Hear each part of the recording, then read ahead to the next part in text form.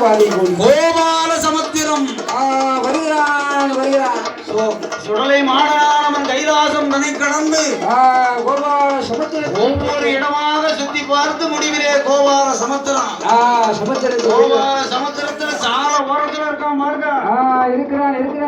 ஆலமரத்து மூட்டு ஓரத்துல இருக்கிறானே அறையில் ஒரு சல்லடா 5 மணி வல்லையா அறையில் ஒரு கொல்லா தாமரக்கா மணி அழகு சாங்கு கச்சை சல்லடா கையில் அருவா பிடித்துக் கொண்டு அங்கே நிலையமாகவே இருக்குகின்ற வேளையில் இங்கே தெற்கு வள்ளி